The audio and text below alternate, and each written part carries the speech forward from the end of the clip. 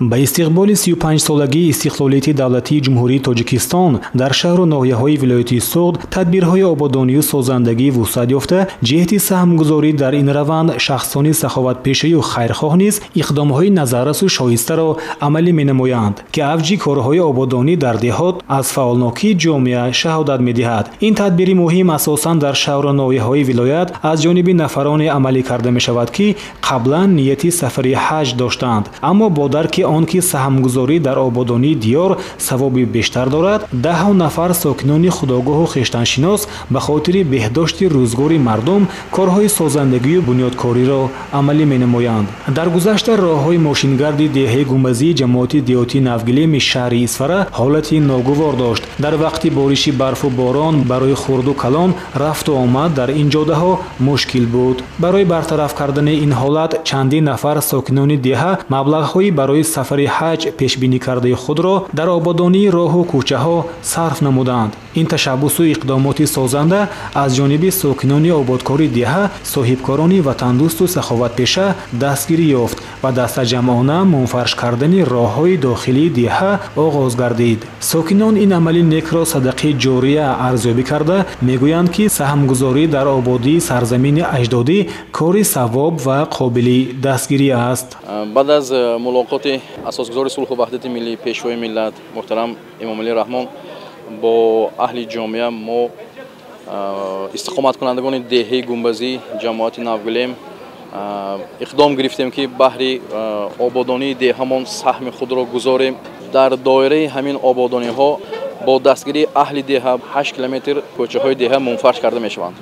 ҳоло корҳои мунфаршкунии роҳҳои дохили деҳавӣ аз ҷониби ҷамъияти дорои масъулияташ маҳдуди Ваҳдат 2018 шаҳри Хуҷанд бо маром идома дошта, дар доираи ин ободкориҳо зиёда аз 8 километр роҳҳои деҳа мунфарш карда мешаванд.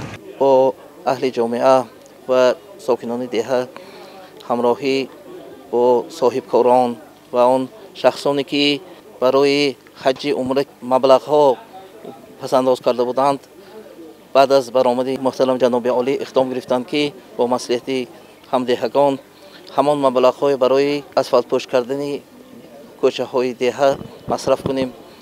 бинобар ҳамин бо ин иқдоми нек мо ин корро оғоз кардем. имрӯзҳо аҳолии аҳлутифоқ ва соҳибкорони ватандӯсти ҷамоати диҳотии Навгилем кӯшиш доранд, ки ин иқдоми некро дар дигар деҳаҳо низ идома дода, ҷашни бузурги 35-солагии истиқлолияти давлатии ҷумҳурии Тоҷикистонро бо дастовардҳои муносиб истиқбол гиранд. чанд тан аз сокинону собиқадорони деҳа шурӯъ шудани раванди таъмиру азнавсозии роҳҳоро нишони сарҷамъиву якдигарфаҳмӣ ва устувории сулҳу субот дар ҷомеа ва якмаромии сохторҳои давлативу ҷомеаи шаҳрвандӣ дар самти ободу зебогардонидани диёри маҳбуб арзёбӣ намуданд. саҳмгузорӣ дар ободонии маҳал, хоса ободонии роҳҳо кори хайру савоб буда, сокинони шаҳри Исфара дар кори хайр саҳм мегузоранд. бояд гуфт, ки танҳо давоми соли гузашта бо дастгирии мақомоти иҷроияи ҳокимияти давлатӣ саҳми соҳибкорони маҳаллӣ ва сокинон мунфаршкунии зиёда аз 86 километр роҳҳо дар маркази шаҳр ва деҳоту шаҳракҳо ба анҷом расонида шудааст.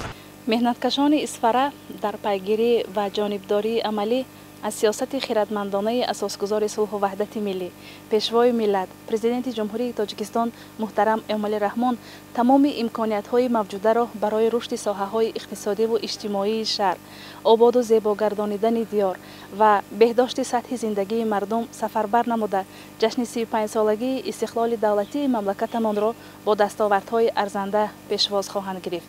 маҳз бо шарофати соҳибистиқлолии кишвар имрӯз ободу зебо гардидани диёрро мо бо чашми худамон дида истодаем.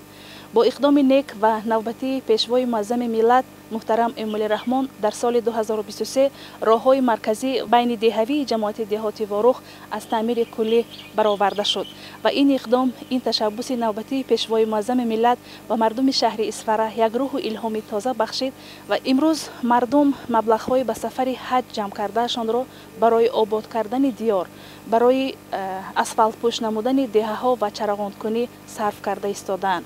сокинони шаҳри Исфара талош доранд ки минбаъд низ баҳри таъмини иҷрои дастури ҳидоятҳои пешвои миллат муҳтарам Эмомалӣ Раҳмон аз тамоми имконият истифода бурда барои обод намудани зодгоҳи худ ҳиссаи назаррас гузоранд. Собир Айюбӣ, шаҳри Исфара, ахбор.